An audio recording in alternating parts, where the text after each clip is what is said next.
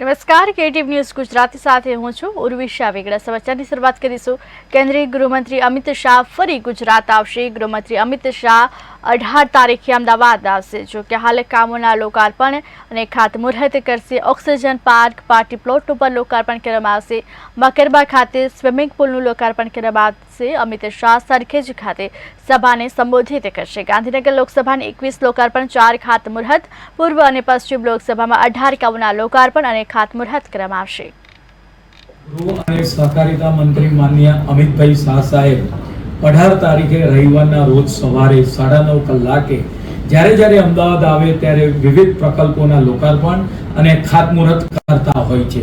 45 જેટલા વિવિધ 39 જેટલા લોકાર્પણો અને 6 જેટલા ખાતમુહૂર્તો આ મહાનગરને કુલ 1002.85 કરોડના વિકાસના કામોની ભેટ આપશે। જ્યારે અમિતભાઈ ગુજરાતની મુલાકાત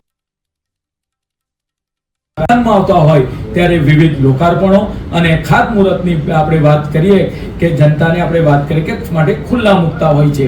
સિંધુ ભવન ખાતે બનાવેલો નવનિર્મિત આપણે વાત કરીએ કે ઓક્સિજન પાર્ક હોય તેનું લોકાર્પણ કરવામાં આવશે, પ્રજા માટે ખુલ્લું મૂકવામાં આવશે। મકરબા ખાતે દક્ષિણ પશ્ચિમ ઝોનની અંદર સ્વિમિંગ પુલ છે, એ સ્વિમિંગ પુલ અને જિમ્નાસિયમ 10 કરોડના ખર્ચે બનાવેલું છે, એને ખુલ્લો મૂકશે।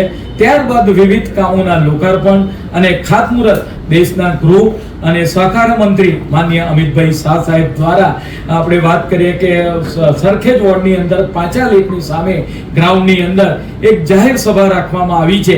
ત્યાં આગળ બધા કામોના ઈ લોકાર્પણ કરશે। આ કાર્યક્રમ રવિવારે સવારે 9:30 વાગે શરૂ કરવામાં